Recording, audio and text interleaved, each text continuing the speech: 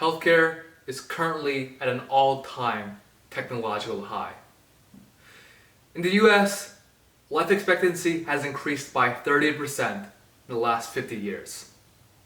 Our human species has the ability to partially regain sight to the blind, conduct complete organ transplants, and even edit bacteria, plant, animal, and even human genes.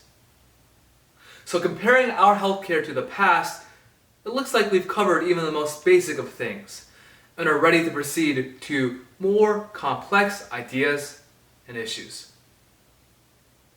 But that statement is completely incorrect.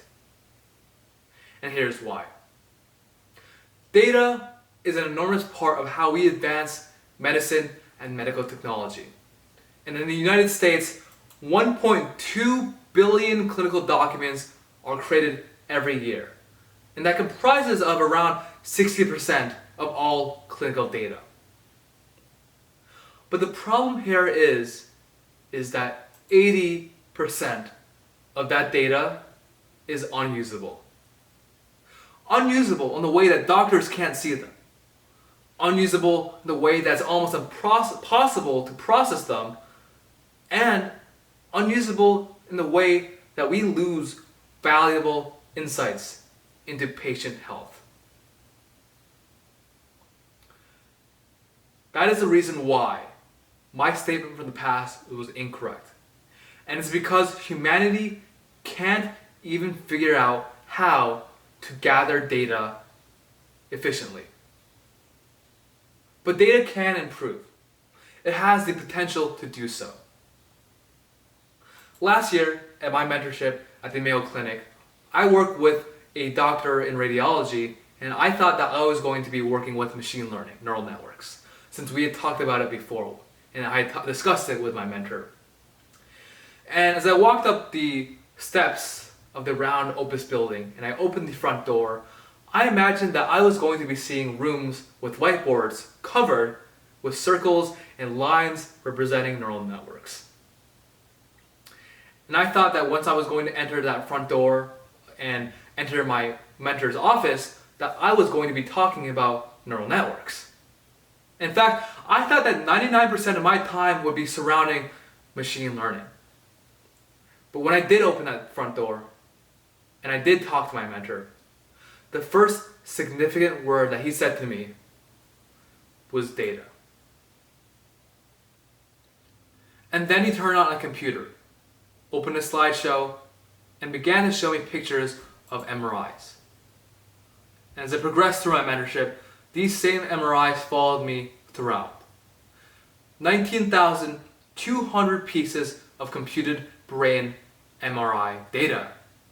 In fact, my mentorship revolved around how the images were manipulated, rather than how the neural networks were designed. I even created multiple data sets representing either a person, a specific region of the brain, or even just artificial data, which is not representative of the brain at all. And with all of those wacky setups of data that I had, the neural networks performed extremely well. Levels of 99% accuracy, and even with the artificial data, 95% accuracy. So the bottom line here is that data is what made my project work. But let me contextualize that data for you. Earlier I said that 19,200 pieces of MRI data were used. Now, that only translates to 80 people. And out of all of these 62-year-olds or older in the United States, that is 0.0002% of that population. Now imagine if we had just 1% more of that data, or just 0.0001% more. Those tiny percentages could revolutionize programs like the one I worked on in my mentorship. Unfortunately, much of that data is locked behind compatibility issues, or research institutions are just unwilling to share their data. And there's nothing happening right now to fix that.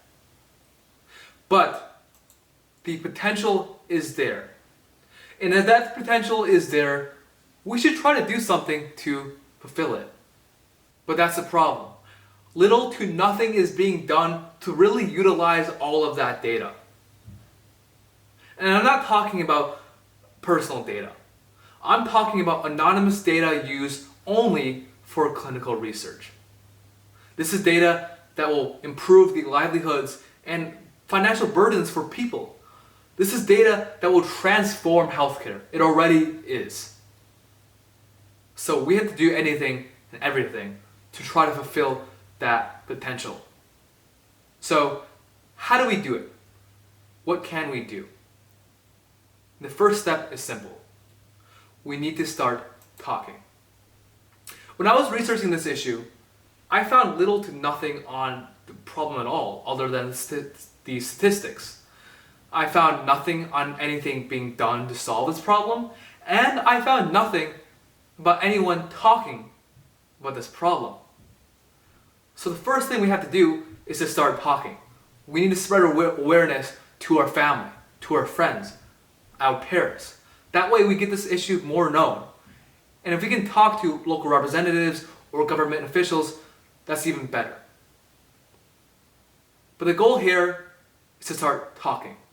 And that is what I'm doing right now. But all I am is a student. And we need to get this issue to people who are in those research institutions and who are experts. Because the future of data sharing requires that discussion between those people. So what we should do now is try to get that discussion rolling, and rolling to the right types of people. If we are able to do this, we can truly unlock the potential of research data. Those 1.2 billion clinical documents I talked about before, we can get that 100% utilized. And if I just had 1% more data, imagine what my project and my mentorship would have turned out to be, or would have looked like instead. The future is data. Of course, in the form of anonymized, cross-institutional research data. Thank you.